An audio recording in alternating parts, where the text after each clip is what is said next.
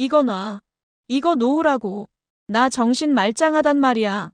정체 모를 약을 먹여서 강재인을 정신병원에 보냈던 노숙자는 도리어 자기 자신이 똑같은 약을 먹고 요양원의 치매 환자로 갇히고 말았습니다.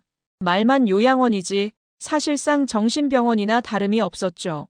그녀는 정신병원에 갇힌 그 순간까지도 자신이 왜 이 지경이 되었는지 전혀 눈치채지 못했어요. 그저 노환으로 자신의 정신이 이상해졌다고 헛다리만 짚을 뿐이었습니다.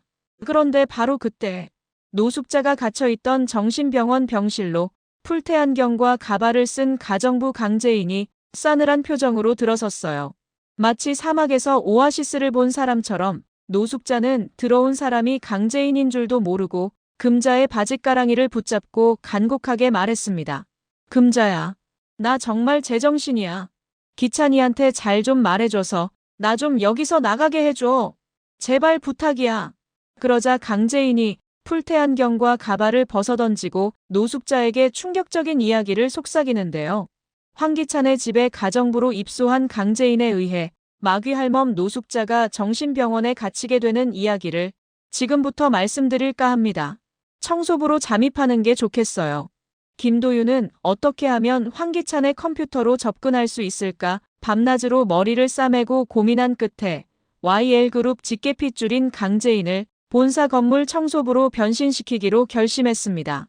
처음에는 자신을 돕는 간호사로 변신시킬까도 생각했지만 그렇게 되면 황기찬의 컴퓨터에 접근할 명분이 없었기 때문에 청소부가 유일한 대안이라고 판단했거든요. 지금 황기찬의 회장실에 드나드는 사람은 황기찬의 비서와 황기찬을 대면하는 강미란과 서 변호사, 그리고 도민준. 마지막으로 청소부밖에 없었습니다. 선택의 여지가 없었죠. 강재인은 죽은 아들의 복수를 위해 무슨 짓이든 할 준비가 되어 있었기 때문에 김도윤의 제안을 망설임 없이 받아들이는데요. 황기찬은 눈치가 정말 빠른 사람이에요. 조금이라도 수상함을 감지하면 곧바로 청소부를 교체할 수도 있어요. 행동 하나하나 신중하게 해야 해요. 잘할 수 있겠어요? 그러자 강재인이 비장한 표정으로 김도윤을 또렷이 바라보고 말했습니다.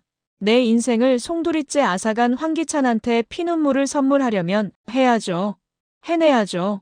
반드시 해낼 거예요. 김도윤은 동생의 복수를 한답시고 멀쩡한 남의 생업을 가로채면 안 된다는 생각에 기존의 황기찬의 사무실을 청소하던 청소부에게 충분한 금전적 보상을 해줬습니다. 뿐만 아니라 다른 곳에서 생업을 이어나갈 수 있도록 새로운 일자리까지 마련해줬죠.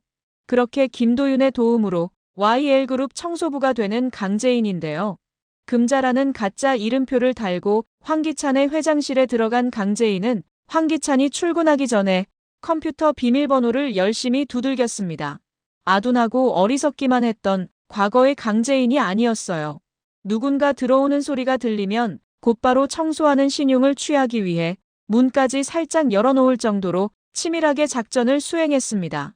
그런데 바로 그 순간 누군가 걸어오는 소리가 들리는데요. 바로 황기찬이었죠. 황기찬은 청소하고 있는 금자를 보자마자 고개를 살짝 갸우뚱하는 모습이었습니다. 분명히 어제까지만 해도 나이가 지긋하신 어르신께서 청소를 하셨는데 자신과 나이가 비슷해 보이는 젊은 여자가 뜬금없이 걸레질을 하고 있었거든요. 그는 금자에게 다가가서 조심스럽게 물었어요. 못 보던 분이네요. 청소하는 분이 바뀌었나요? 황나라가 풀테 안경을 쓴 금자를 보고 곧바로 강재인과 닮았다며 의심을 했던 것처럼 황기찬도 금자를 보자마자 강재인을 떠올리는데요. 혹시라도 얼굴을 정면으로 마주보면 독사 같은 황기찬이 귀신같이 눈치챌까봐 강재인은 계속 바닥만 응시하며 조용히 대답했습니다. 네, 오늘부로 바뀌었습니다. 일하는 동안 불편하시지 않게 각별히 신경 쓰겠습니다. 저는 항상 이 시간에 출근합니다. 오자마자 업무에 집중할 수 있게 그 전에 모든 일을 끝내주세요. 그나저나 제가 아는 사람이랑 정말 많이 닮았네요. 은근히 여자를 밝히던 황기찬은 옆모습이 강재인과 닮은 금자를 보며 나름 흡족해하는 모습이었어요. 지독한 열등감과 자격지심이 있어서 그렇지 그는 사실 강세리가 아닌 강재인을 진심으로 사랑했거든요. 그가 강세리와 불륜을 저지른 이유는 자신을 깔보듯이 무시하는 강재인 집안에 대한 일종의 복수였던 것입니다. 이 시점부터 금자는 황기찬의 머릿속에 완전히 각인되는데요. 그런데 그 다음 날이 돼도 일찌감치 회장실로 들어온 강재인은 계속해서 비밀번호를 알아내지 못하고 있었습니다. 도대체 비밀번호를 뭘로 해놓은 거지? 오늘도 알아내지 못하는 건가? 미치겠네 정말. 도민준이 누누이 경고했던 것처럼 황기찬은 정말 치밀한 인간이었어요. 최측근인 강세리나 가족한테도 자신의 기밀 정보를 공유하는 일이 없었고 혹시라도 누군가 자신의 비밀번호를 알아내서 몰래 컴퓨터에 접근할까봐 자신과 관련이 없는 아주 어려운 번호로 컴퓨터를 잠가놓은 상태였습니다. 그가 믿는 건 오로지 돈뿐이었죠. 당연히 강재인으로서는 아무런 정보도 없이 비밀번호를 알아내기 어려웠어요. 5번 이상 비밀번호를 틀리게 되면 황기찬에게 들킬 수가 있기 때문에 사실상 하루에 4번밖에 기회가 없었죠. 결국 또 작전에 실패한 강재인은 입술을 꽉 깨물고 주먹을 불끈 쥐는데요. 그러던 어느 날 난관에 봉착한 강재인에게 전혀 생각지 못한 뜻밖의 기회가 찾아옵니다. 그것은 바로 황기찬의 집에 잠입할 수 있는 가정부 취직 기회였어요. 노숙자와 황기찬이 족발집을 운영하느라 집을 비우고 강세리 또한 집을 자주 비웠던 탓에 황기찬의 집은 정말 개판 5분 전이었거든요. 집에 덩그러니 혼자 남은 지호는 거의 방치된 채로 외롭게 집을 지켜야 했습니다.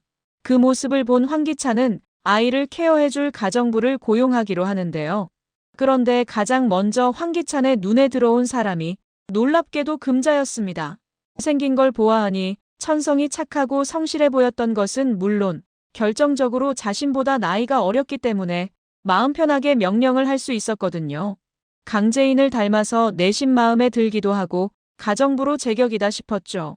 그는 바닥을 응시하며 청소하는 금자를 보며 조용히 물었어요. 청소일로는 얼마 벌지 못할 텐데 내가 돈 더 많이 줄 테니까 우리 집에서 일하는 거 어때요? 그 순간 강재인은 절호의 찬스라는 생각이 들었습니다. 내밀한 영역인 집까지 잠입할 수 있다면 범행 증거 또한 더 수월하게 수집할 수 있었기 때문이죠. 그녀는 최대한 내색을 하지 않고 황기찬의 물음에 무심하게 대답했어요. 얼마나 줄 수 있는데요? 혹시 숙식도 제공이 되나요? 원하는 조건 전부 맞춰줄게요. 하는 일은 어렵지 않아요. 집에 내 아들이 있는데 어머니와 아내가 집을 비울 때마다 아들을 돌봐주면 돼요. 본인 머리에 총을 겨눈다는 사실도 모른 채 어리버리하게 물어보는 강재인을 보며 결국 가정부로의 취직을 결정하는 황기찬인데요. 노숙자와 강세리는 가정부로 들어온 금자를 보자마자 의외로 반가워하는 반응을 보였습니다. 특히 노숙자가 금자를 굉장히 반기는 모습이었어요. 새로 들어온 며느리 강세리는 고개를 빳빳이 들고 어찌나 버릇없이 구는지 마음 놓고 부려먹을 사람이 하나 있었으면 좋겠다고 마음속으로 생각하고 있던 참이었거든요. 잡일해주는 가정부도 들어왔겠다.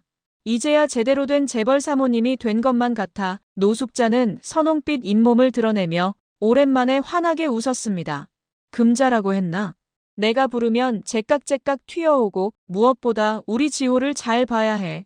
손자라고 이제 지호 하나 남았는데 지호마저 잘못되면 그때는 정말 너 죽고나 죽는 거야. 알았지? 방은 저기 게스트룸 쓰면 된다. 알겠습니다, 사모님. 노숙자에게 머리를 90도로 숙인 강재인은 마음속으로 다시 한번 복수를 다짐했습니다.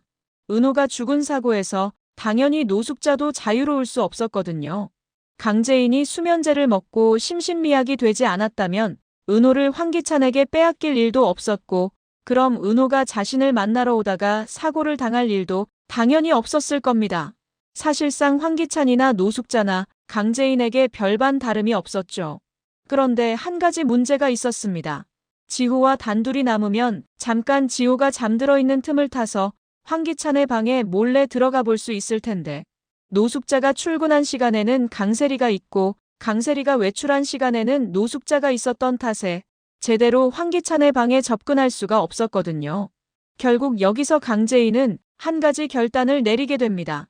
그것은 바로 가장 먼저 노숙자를 이 집에서 쫓아내는 것이었죠.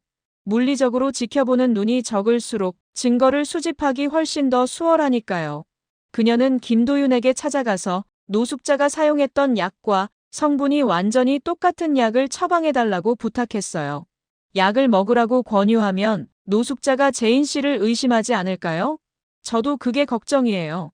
그래서 말인데요, 선생님. 성분은 완전히 똑같으면서 알약이 아니라 가루약으로 주시는 것도 가능할까요?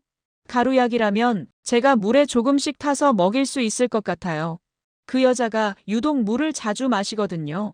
고개를 끄덕인 김도윤은 다음날 강재인에게 가루약으로 된 수면제를 전달했습니다. 김도윤에게 다량의 수면제를 건네받고 비장한 표정을 짓는 강재인인데요. 사람을 부려먹기 좋아하는 노숙자는 정말 고맙게도 강재인에게 물을 달라는 말을 자주 했어요. 그럴 때마다 강재인은 물컵 안에 수면제를 조금씩 녹여 넣어서 노숙자에게 꼬박꼬박 전달했습니다. 복수의 서막이었는데요. 오늘따라 물맛이 좋네. 금자 네가 있으니까 참 좋다. 앞으로 사고치지 말고 오래오래 우리 집에 붙어 있어. 알았지? 마음 같아서는 들고 있는 물컵을 확 낚아채서 노숙자의 그 뻔뻔스러운 얼굴에 뿌려버리고 싶었습니다. 며느님이라고 부르면서 가식적으로 대하고 등에 칼을 꽂았던 지난 날을 떠올리면 도저히 용서할 수 없었죠. 그러나 강재인은 복수를 위해 웃으며 말했습니다. 알겠습니다, 사모님. 앞으로 시키실 일 있으면 저한테 편하게 말씀해 주세요. 노숙자가 복용한 수면제의 효과는 조금씩 나타나게 됩니다. 매번 노숙자가 나서서 자고 있는 환기만을 깨워서 족발집에 나가는 것이 이들의 하루 일과였는데 어느 순간부터 노숙자가 잠에 취해 누워있으면 뒤늦게 일어난 환기만이 노숙자를 깨워서 족발집에 나가는 경우가 많아졌거든요. 처음엔 잠이 덜 깼겠거니 했지만 점점 그 정도가 심해지고 있었는데요. 어떤 날은 너무 일어나기 힘들었는지 급기야 출근을 거부하는 지경까지 이르게 됩니다. 엄마 진짜 안 나갈 거야? 나 혼자서 주방이랑 카운터를 어떻게 보라는 거야? 하지만 노숙자는 이불을 끌어당기며 짜증 섞인 목소리로 대답했어요. 아, 글쎄 오늘은 도저히 못 나갈 것 같으니까 알바를 쓰든 문을 닫든 너 알아서 해. 난생 처음 보는 엄마의 모습에 미간을 확 찌푸리는 환기만인데요. 강재인은 약기운에 점점 무기력해져가는 노숙자의 모습을 확인하고 본격적으로 작전에 돌입했습니다. 과거의 노숙자가 자신에게 누명을 씌워 정신병자로 만들었던 것처럼 그녀도 똑같이 노숙자에게 억울한 누명을 뒤집어 씌우기로 한 것이죠. 똑같은 방식으로 노숙자에게 되갚아줄 생각이었는데요. 강재인은 노숙자가 잠을 자고 있고 강세리가 집을 비운 틈을 타서 강세리의 드레스룸에 몰래 들어갔습니다. 그리고 강세리가 가지고 있던 고가의 명품 옷들을 전부 가위로 잘라버렸어요. 옷감이 가위날에 잘려나갈 때마다 속이 그렇게 시원할 수가 없었습니다. 갈아 마셔도 시원찮을 두 사람이 티격태격 싸울 생각을 하니 벌써부터 마음이 두근거릴 정도였죠. 아예 빼도 박도 못하도록 가위를 노숙자의 손에 쥐어주는 강재인인데요. 집으로 돌아온 강세리는 갈기갈기 찢겨져 있는 명품 옷들을 보자마자 엄청나게 분노한 나머지 비명을 지르다시피 소리쳤어요. 누구야? 누가 내 옷을 이렇게 잘라놓은 거냐고. 금자 너야? 너가 내 옷 잘라놨어? 그러자 강재인은 놀란 척 두 손을 가슴에 올려놓고 최대한 억울한 표정을 지었습니다. 전 아니에요. 사실 아까 노숙자 사모님께서 가위를 가져가시긴 했는데 그게 사실이야? 강재인의 큰 그림이라는 것도 모른 채 노숙자의 방문을 박차고 들어가는 강세리인데요. 눈이 감겨있던 노숙자는 강재인이 손에 쥐어준 가위를 버젓이 손에 쥐고 있었습니다. 누가 봐도 명백한 증거였죠. 결국 그 모습에 강세리가 참아왔던 분노를 터뜨리고 말았어요. 어머니, 벼락 같은 강세리의 고함에 노숙자가 벌떡 몸을 일으켰습니다. 넌 위아래도 없니? 왜 그렇게 소리를 지르고 그래? 제 방 장롱에 있던 옷들. 어머니가 전부 잘라놓으셨어요? 도대체 왜 그러셨어요? 왜? 순간 너무 당황해서 눈을 깜빡이며 되묻는 노숙자. 내가 네 옷을 잘랐다고? 난 그런 기억이 없는데. 하지만 그녀는 자신의 손에 버젓이 들려있는 가위를 보고 곧바로 입을 다물었습니다. 변명할 수조차 없었어요. 잠에 취해 정신이 몽롱해서 그런지 정말 내가 자른 건가 싶기도 하고 지금 상황이 도무지 이해가 가지 않았습니다. 마치 꿈인 것 같은 기분이 들어 다시 자고 싶은 생각뿐이었죠. 그래, 미안하다, 미안해. 그까짓 옷들 내가 다시 사주면 되는 거 아니니? 나 피곤해서 좀 더 잘라니까 내 방에서 나가라. 건성으로 사과하는 노숙자를 보며 미간을 확 찌푸리는 강세리인데요.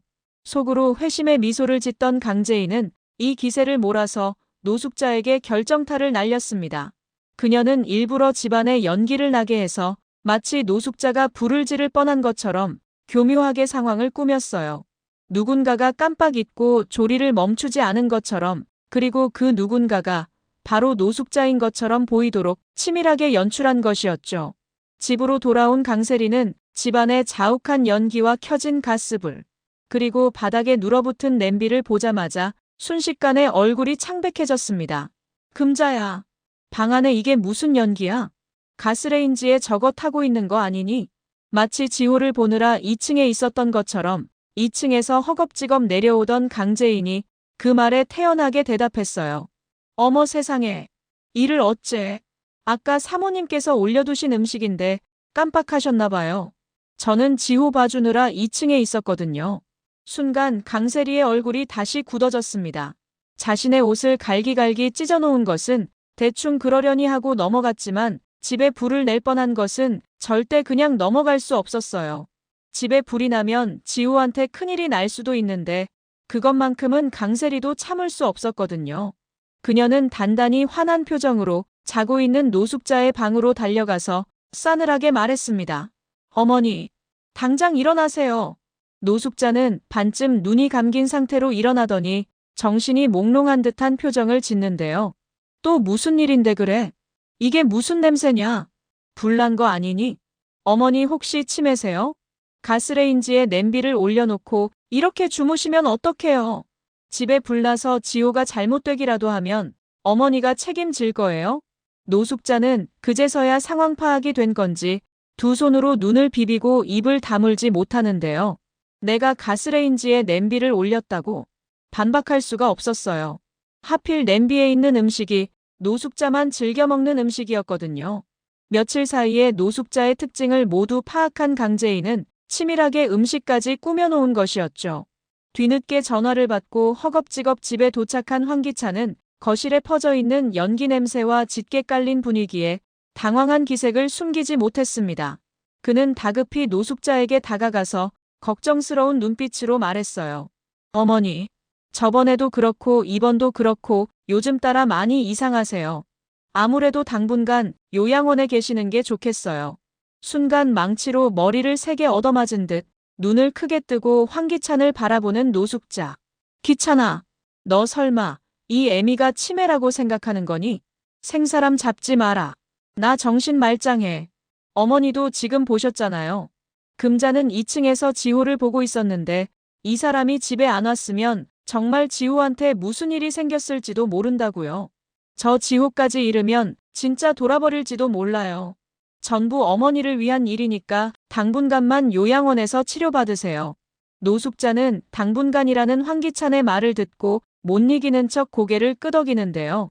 하지만 황기찬이 노숙자를 보낸 요양병원은 이미 김도윤과 강재인이 손을 써서 간호사를 매수해 놓은 상태였습니다. 멀쩡한 사람도 치매 환자로 만들어 놓을 수 있는 정말 무시무시한 곳이었죠. 나가겠다고 말하는데도 내보내주지 않는 요양원 간호사를 보면서 그제서야 노숙자는 뭔가 잘못됐다는 걸 깨닫는데요. 발을 동동 구르던 노숙자가 머리를 싸매고 탈출할 방도를 고민하던 바로 그 순간 요양원 문을 스르륵 열고 안경을 쓴 금자. 강재인이 들어왔어요.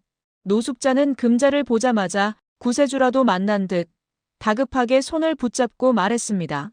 금자야, 기찬이가 내 전화를 안 받는데 당장 와서 나 좀 내보내주라고 해.